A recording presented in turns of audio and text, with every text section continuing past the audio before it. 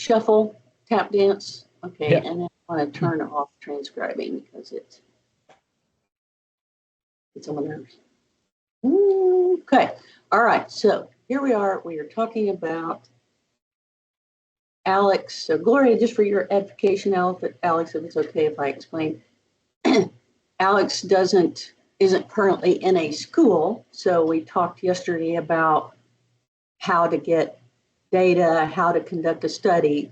The U.S. Department of Education has thousands of data sets that they've gotten from researchers who went out and did something. And there's also a site that has data sets, but they're all over the place. They're medical. And anyway, so I like the Department of Education. So what I had last term was a teacher who did not have a school. So we found fourth grade math test results. Mm-hmm. And she created an intervention just like she would have, and then she just sort of pretended that the scores were as a result of the intervention. And that's fine, because again, this whole process is not about saving the world for real. You can go save the world later. Right now, I want to see if you can design, conduct, and analyze a study, and that's what she did. So we're talking about that with Alex, and then I was thinking about starting with term 2, 5470 goes away. So 5470 is going to become 5710, which is an elementary track, and it's a project, but it's not a study because it's no longer connected with a follow-on. So Alex, you can think about standing back for 8 weeks, or I am fine with you designing a study with, do you homeschool your kid? Is that right? Mm-hmm. Mm-hmm. So designing a study with your child based on mindfulness or whatever it is you want to do, you would just have to be really cautious not to influence outside of the intervention. So, for example, I want to see if kids who get more sleep do better with mindfulness, and you start making your kid go to bed earlier. So, or I mean, extra early or something. You get my point. So the intervention would have to be something that's only happening during this time.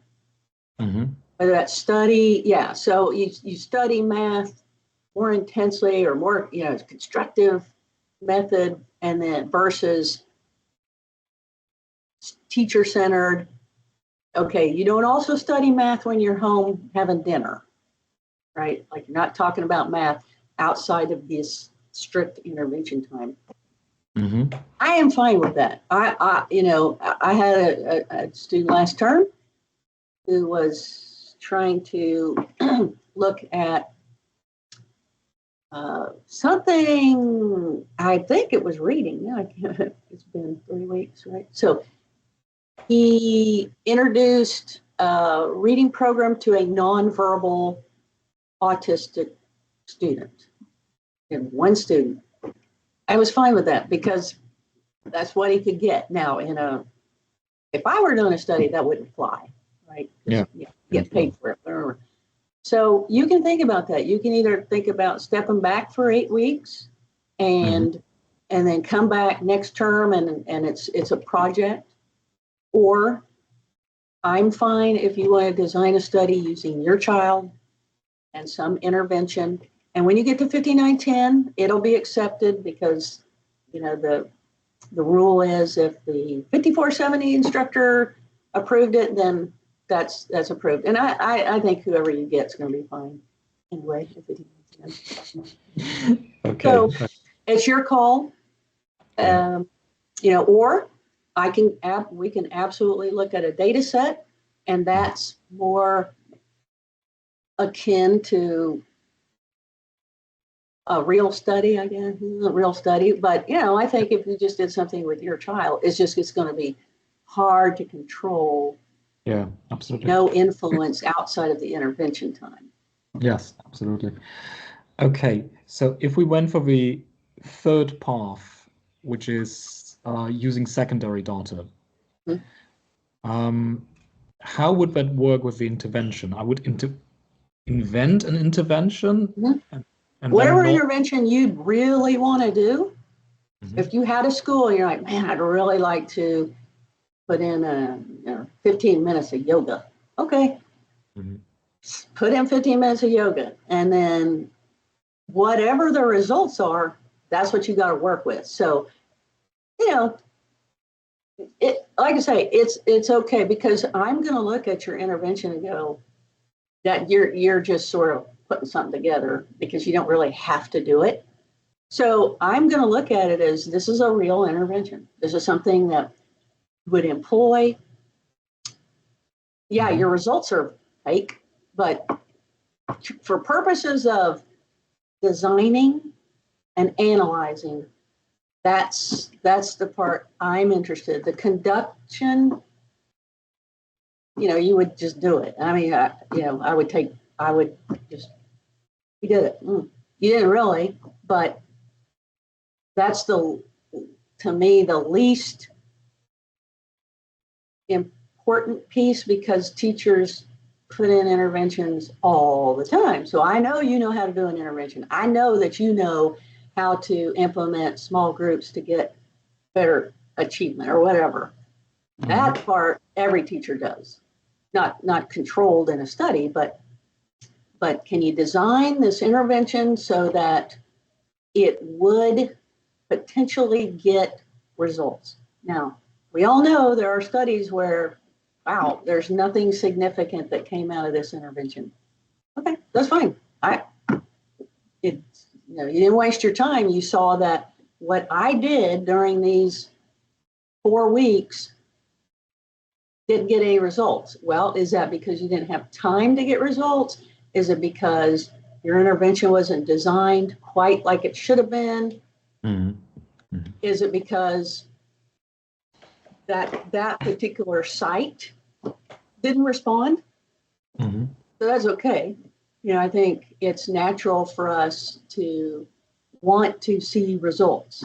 And that's something I really look for in 5910, is the researcher student forcing significant results, because they really want that intervention to have worked. I understand that, but they don't. They don't, one might say they hardly ever work, right? But I don't know about that. So anyway, yeah, you just, your intervention would be something you'd really want to do, but you just don't have a site to do it. And then the results are just what they are. And like I said, you would have to really determine if the intervention, the made up intervention, had an effect on the test scores, the after. Right. Maybe they do, and maybe they don't. Right. You just have to go with that. Okay, how would you handle it if you really had done this intervention and it didn't get you results? What do you say about that? What do other experts tell you about interventions that don't get results? May I ask one more question? Of course. Yeah. Talking about results, I mean, you mentioned a couple of examples, like all directed in towards results in terms of outcome, like better grades, or this sort of stuff. Would it be all right? Would it be all right to rather investigate, a pre-post change in terms of well-being of students? Yes, we'd have to look for a data set where that was the intervention. So with Department of Education, I'm trying to think of they've got, like I said, hundreds, but it would have to there would have to be a data set related to well-being. Mm-hmm. Might be. There is somewhere out there, I'm sure. And in this, if I can, I don't know if I've bookmarked this, but you know, you and I together can look for those results. I've had students who did, trying to remember, interventions on well-being. In fact, I think last term. So I can look through some papers and find some, because I know I've got them that where they've done well-being, or I mean, like I had a guy last term who did his study on, well, that was girls in STEM careers, I think. So, but anyway, you know, so if I can find those papers, I'll ask that student if you can use their data set, and then you could use those. It's just going to take me some time to find them, but that's okay. I don't mind looking through. I mean, you know, looking through papers.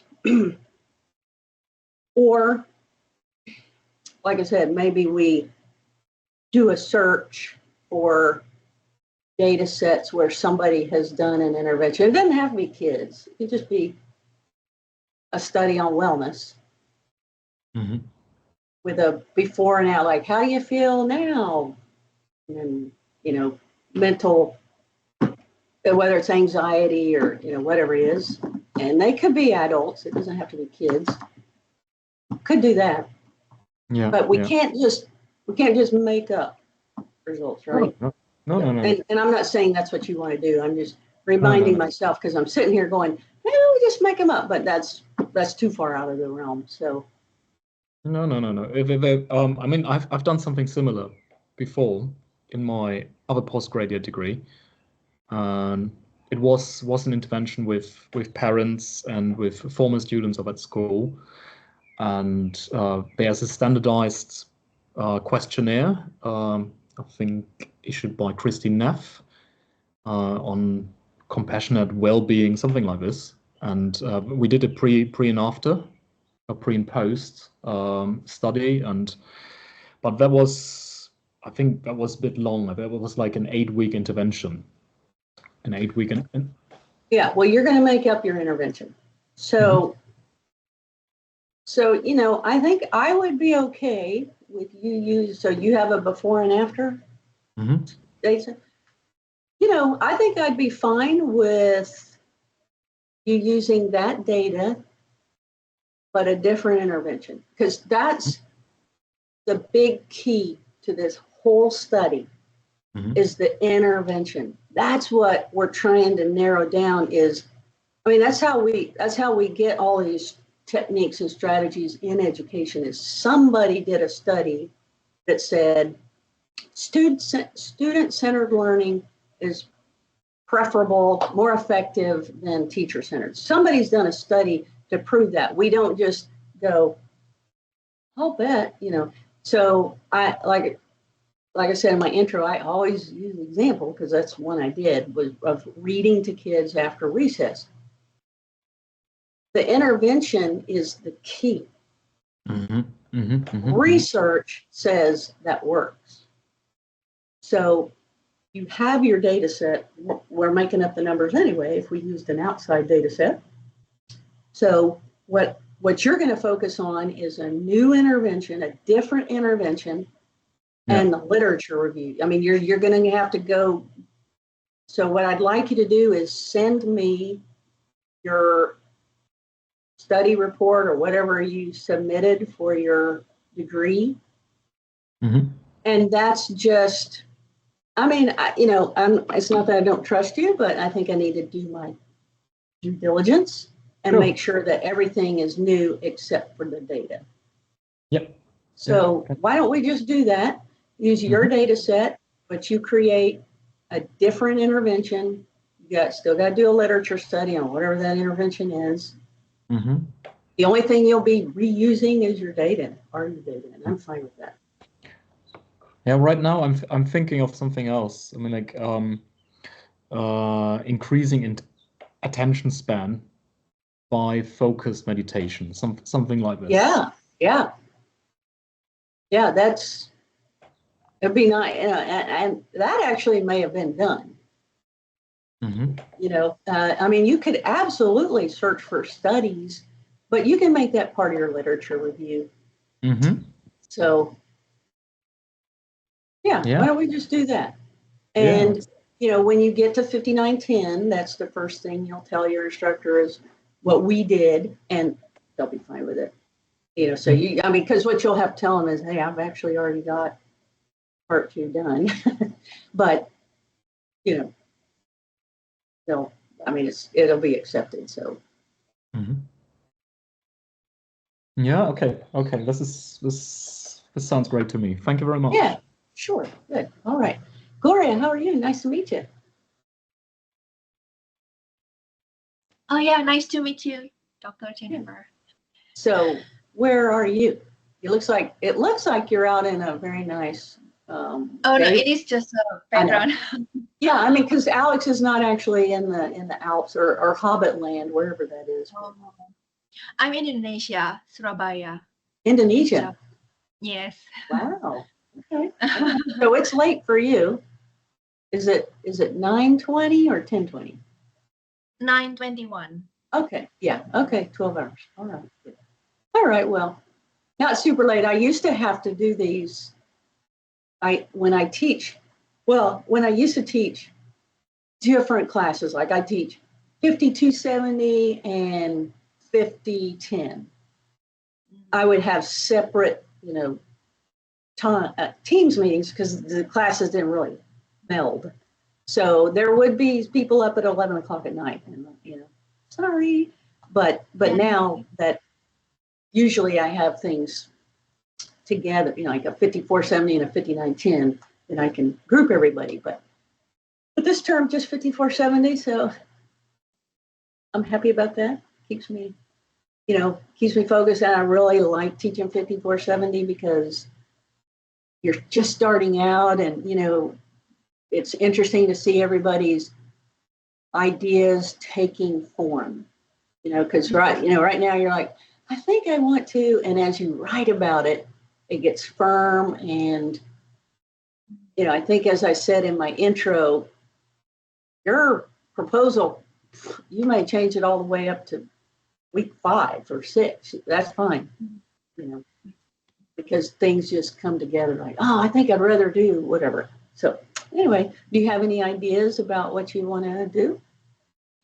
Actually, I want to research about the identity, the child's identity, because in a previous course we have learned about the child development, and from a young age, from infant to adolescence, and there is a word that make me interested, like integrity or like identity, the child's identity from the small kids, and it is more related to LGBTQ, and I want to research more what is their challenges, what is their barrier to know themselves and to study, and what is their challenges at school, and what are the factors that make them confused about their identity.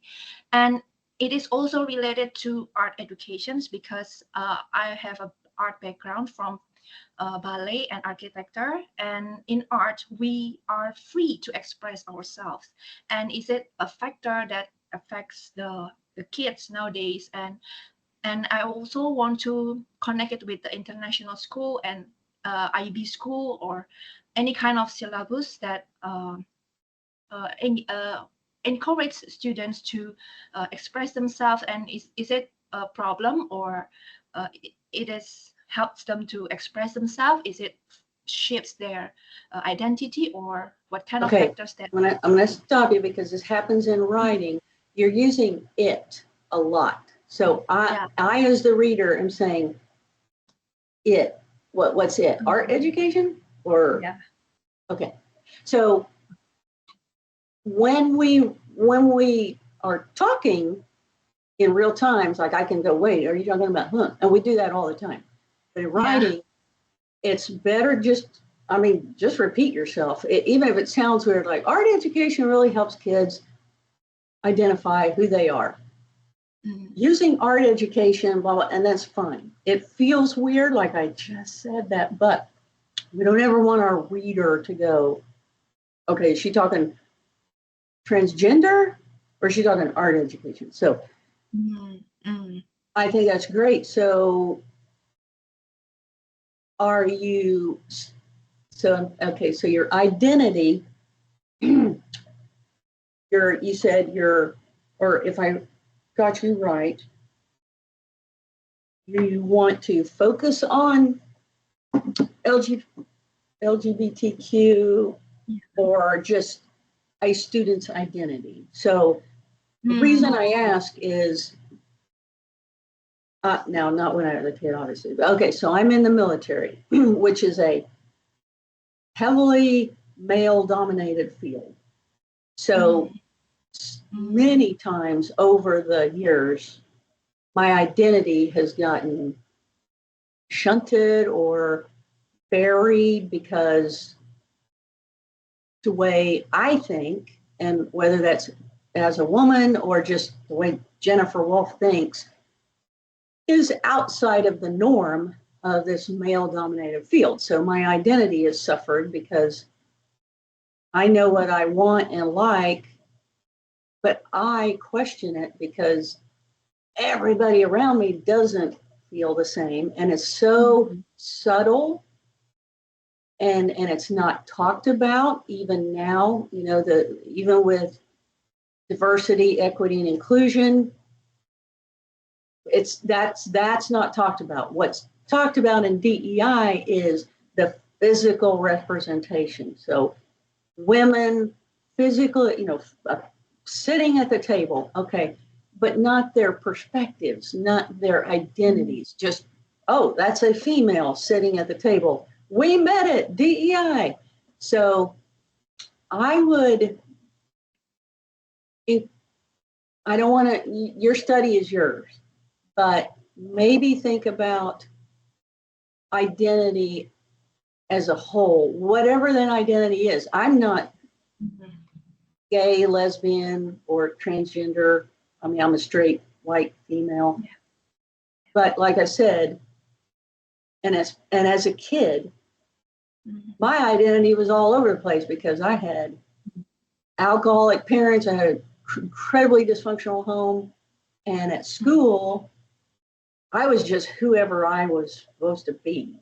Whether it was my three oldest brothers, well, two of my oldest brothers were superstars in the school. So my identity was Stuart and John's little sister, and why can't you be more like them? Or whatever. Or it was just, who am I supposed to be right now? So, so whatever someone's identity is, that said, I understand focusing on LGBTQ because that identity is really oppressed, or I mean, it's coming out more, at least in the U.S. Now, I would question: isn't Indonesia a Muslim heavy country? Yeah, that's what I confuse because in Indonesia we have Pancasila. That's the ideology of the country, that we believe in God. Meanwhile, in all the religions do not believe in LGBTQ identity, and they say that it is a sin. Yeah, and me as a straight also think that it is a sin. That's why I want to research more what is the reason and what is the factors. But I agree with you that looking at identity as a whole is better. Oh, well, yeah, it just, the other part is, if you may not, I mean, statistically, I guess, you may not have any transgender, or gay or lesbian students because it's such a small population. And then you'd be like, oh, well, or you got one, which is fine. Again, if you have one student, I support that. But just, what age group do you teach? Are you secondary or elementary or? Oh, Before I taught in a secondary school, but now I'm working in an art studio, and we have different range of Okay. age. Yes. Okay. Yeah, so I mean, and there you could add another layer. So you could either do, how do children, you know, up to age 18, respond to art education in building identity, whatever, or comparing primary age students and high school, secondary students to the same intervention. What are the differences? So, so you're not really looking at the outcome of the intervention. You are, but does that intervention work equally well with young kids and older kids? Because if it doesn't, somebody's wasting their time. Because if it's not effective for little kids, don't do it. But that might be a follow-on. So this study might be, I just want to see how art education affects a child's identity, you know, self-reported identity. And then you get your piece of paper, says you're a master. Okay, now let's take that same intervention and see if there's a difference between younger and older. So for your study this term, you might want to focus on, I'm going to do this intervention with secondary age, you know, maybe 12 to 18, because if the intervention does affect age groups differently, your results are going to be skewed. You're not going to know, okay, did it not work with this 8-year-old because it just didn't respond, she didn't respond to it, or because she's 8, and if she were 14 it would have worked, you know what I mean? So you might want to keep depending on what the intervention is, you might want to keep your your control, or, you know, as 12 to 18 or wherever it is. And then later, like I say, you can figure out, okay, does it work for 6 to 12-year-olds? Doing another study. But you'll figure that out as you go. And your literature review will help, because if you're, you know, if you're seeing a lot of literature that says their study was with Black students. Yeah, okay, well, apparently age doesn't matter. I don't know. But you just kind of have to see what literature you find, but just something to think about, because, you know, statistics is hard enough to show a correlation, like, okay, did it not work because they're 8, or because they're a girl, or because they're from poverty, or because so that's why we said we can never really prove anything. We can show a correlation. And if your correlation, the statistical analysis will tell you if the correlation is significant. So, okay, yeah, kids self-report feeling better about themselves. How much better? It looks like a lot. Wow, went up 5 points.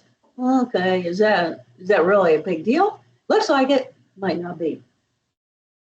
It will also tell you, well, your intervention was valid. And it's the reason the score went up, not something else, some outside variable that you didn't control for. So that's later, though. That's in 5910.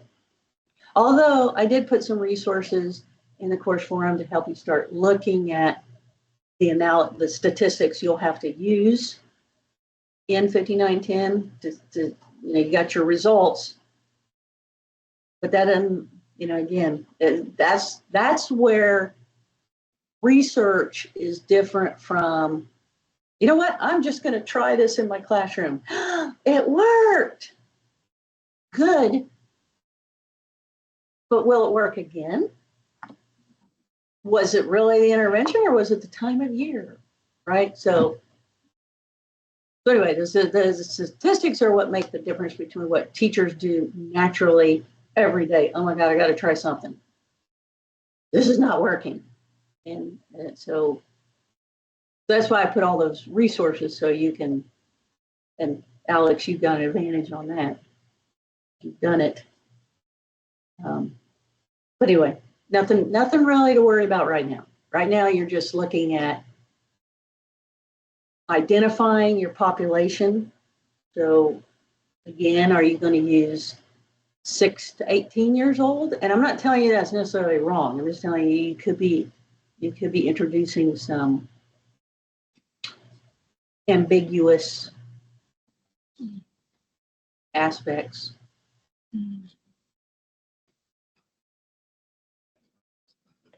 But I'm excited, and I think that's a great topic because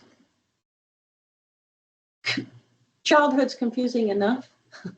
Adolescence, and so if kids know who they are, regardless, I mean, even outside the sexual orientation, if they just know what they like and what they want and what makes them feel good, because especially in the adolescent, or what is that age group called? Like teenagers, they just go with whatever their friends are doing, and they know something's not right, but they don't even know what it is, and they don't stop and think about it because it's not really talked about.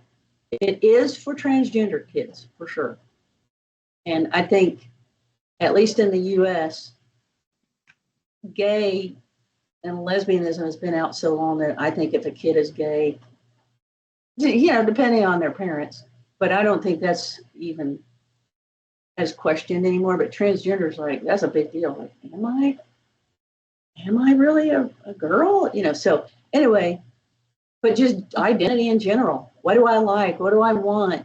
Who do I want? What do I want for myself? Because the earlier we identify that, the sooner we can get on a track to accomplish that and to get that and to make our lives functional and enjoyable from the start. And I remember that in 6th grade, having kids who knew what they wanted to be, and seriously what they wanted to be, not just like, I want to be an astronaut, but like, I want to be an engineer because I want to design airplanes. Those kids, they did what they needed to do to get to that goal. So I think your work may prove to be valuable in the community at large. Hey, if we start talking more about identity, not just for transgender kids, just identity for every kid. Yeah. Okay. And so I dropped my Army retirement paperwork. So a year from now, I won't be in the Army, but I'm planning on going back into the classroom. And so you've got me sort of thinking about, hey, this is definitely a theme I can introduce with my students. Now, I want to teach elementary, but, until we started talking about it, I don't think I'd ever thought about the emphasis on identity. But I know for me, mine has been challenged because, again, being in the military, having 3 older brothers, and just society, it took me a while to figure out what I wanted and who I was. So thank you. Yeah, thank you. Thank you very much. Sure. Yeah. All right. Anything else we want to talk about? I will start to gather data and then writing what I want to write in a identity as a whole. And are you? Oh, okay. So does your art program work all year round, or you go on school breaks like schools do? Oh, actually, I'm not working in a school because I resigned. Yeah, the from art studio, right? Yes, art studio. So is it yes. open year round? Oh, I'm working there as a part-time. Yes, we open every day. Okay, so you're not going to have to worry about, oh, great, kids aren't coming in for the next month. So, Oh, no. that happens in 5910 where you got everything designed, but then your school goes on summer break and you don't have any kids. So you're not going to be faced with that. Yeah. Okay. Yeah. Okay. And Alex, do you feel like you're, oh, yeah, go ahead. Just raised my hand. Question is, if I went through this increasing attention span by meditation intervention in a homeschool setting, I've got two daughters, but they're in different age groups. So one is 9, the other is 13. Would that matter? Or I don't think so. That's pretty close. And so your intervention is, you know, I know why you're asking that, but I think with your intervention, my initial reaction is the age isn't going to make a difference. I can see why it would, because like the 13-year-old, well, now, as I say, the 13-year-old, you know, may be having boy problem. I'm just throwing out a boy problem. So while you're doing this meditation, she's thinking about boys. But that's not any different from what the 9-year-old might be thinking. The 9-year-old might be faced with her best friends having problems. So I don't think an age response is as different for mindfulness. I think that identity, we grow, right? Like our identity is constantly evolving as we grow up. But mindfulness is not constantly evolving as you grow up. You can be 60 and not practice mindfulness, or you can be 8 and not practice mindfulness. Whereas identity, I'm much more aware of who I am just from living. yeah. So I don't think the age difference is going to matter on mindfulness. Mm-hmm. Well, thank you very much. Yes, that's helpful. So is that what you're leaning toward now, is using your kids for this? Yeah. Okay, so yeah, so you're just going to have to make sure that you don't talk about mindfulness outside of your intervention period. Yeah. And that would be something to tell them, because, you know, our participants have to know they're being studied. So, yeah, these are your kids, so hopefully they'll sign the participation form, right? No, but you know, just tell them, hey, this is a study, so right. you can't ask me questions about it. You can't tell me about it outside of 1 to 2 p.m. or whatever. Okay, because you wouldn't be able to do that in a school. You don't live with those kids. Thank goodness, right? Oh, no. But then on the other side, it's a homeschool setting, yeah, and I get that, and so you're always talking about education. When you go to the grocery store, you're saying, "Hey, which one is a better deal?" Right? But that's not an intervention. That's education. If you're going to do an intervention to see if mindfulness improves whatever you're trying to improve, you got to keep that intervention controlled. Yep. And so it's got to replicate what you would be doing in a school. You don't have access to them outside of the intervention. So like if I were doing an intervention on, you know, my students on, you know, counting coins, I would not ask my parents to count coins at home, because I don't know, because then if the student's ability to count coins was improved. Okay, is it because of the intervention, or is it because, wow, everywhere they go, they're counting coins, so of course they're going to get better at it. So it's the same thing. Yeah, totally understood. Control study. Yep. Thank you. Could you tell us a bit more on the connection between the two capstone modules? Yeah. So 5470, if you take a look at the template for the study, it's part 1. And so what you're doing in 5470 is just chunks of it at a time, and you're kind of forming your idea. And I approve that usually by week 5. I can tell somebody's proposal is going to work.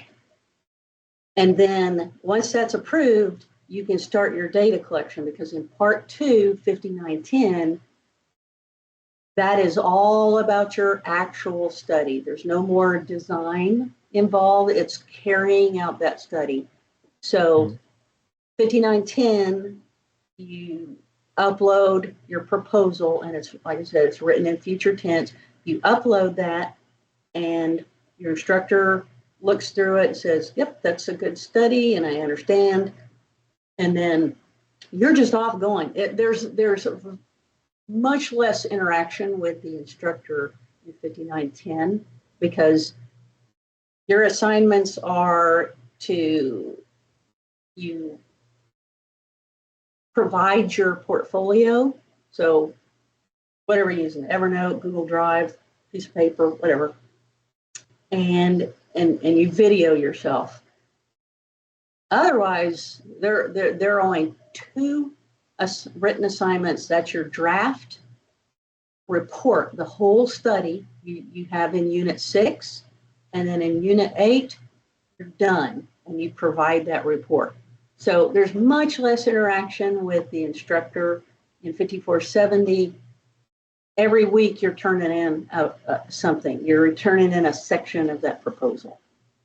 So it's really the formulation. So by 5910, you're off doing your thing, and check in when you need to, right? So, so yeah, but it's the follow-on. So this class, you're not doing any data collection. You're not even worried about data.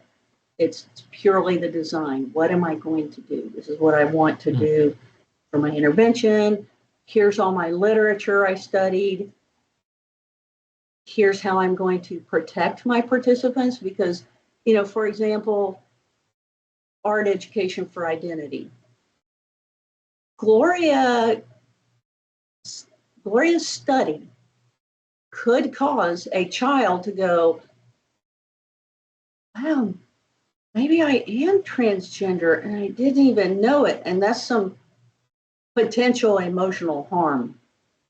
So Gloria's really going to have to figure out, how do I keep these kids or participants from emotional harm as they're in the intervention? Like, wow, I'm painting and all these feelings are coming up, and I didn't even know I had them.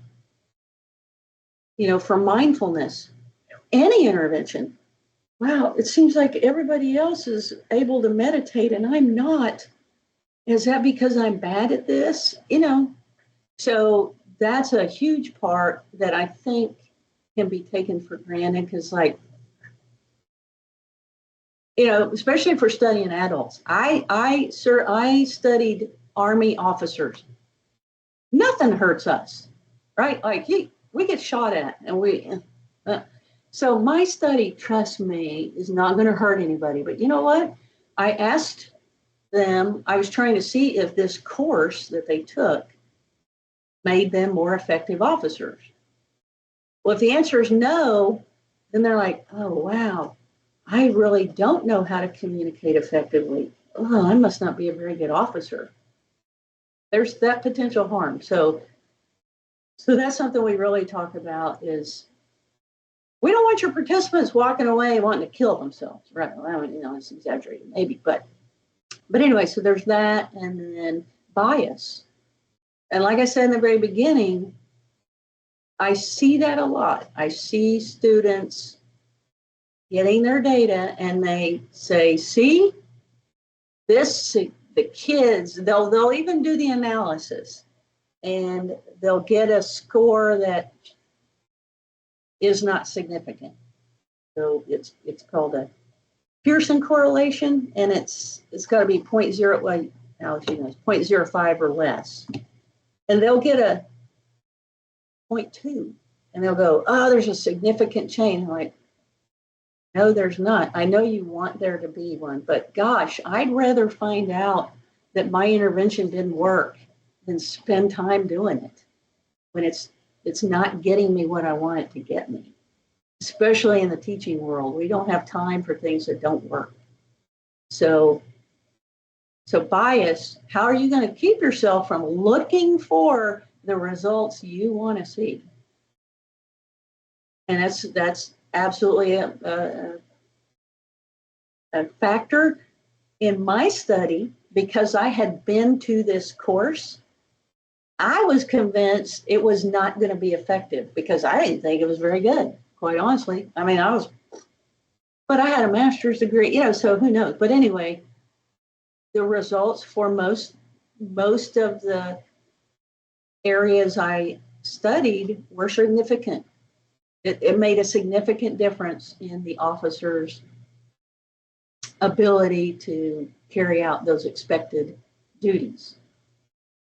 I was pleasantly surprised because, again, my bias was, this is going to be embarrassing. It wasn't. So it can go the other way. It can be, my gosh, I'm going to make this thing be good. Or I'll bet you anything this is not going to turn out right.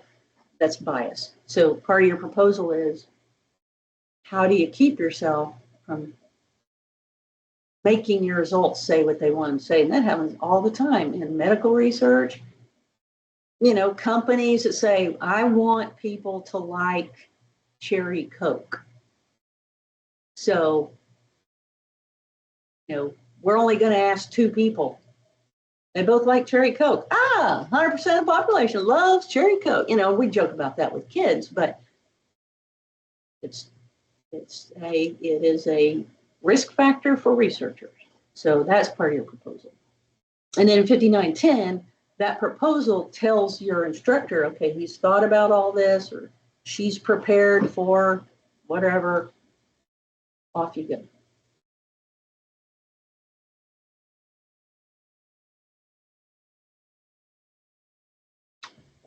All right. Thank Anything you. else? Okay. Thank you, Mr. Yes. You're welcome. Yeah, and so I'm going on vacation, but I think it's in 2 weeks. So I probably will not have one of these next week because it was kind of getting going, but I'll have one in 2 weeks, and that'll be unit 3, so your literature review is week 2, week 3, I can't remember what it is, but I think that's it. Maybe your intervention. But anyway, I'll have another one of these in a couple weeks. So, but in the meantime, absolutely email me, or, you know, I can meet on Teams or whatever. Don't let yourself wonder or worry, because that's why I'm here. Thanks a lot, Dr. Wolf. Oh, you're welcome. Good to see Thank you, you. Dr. See you. Bye. Okay, bye. Bye-bye. Bye.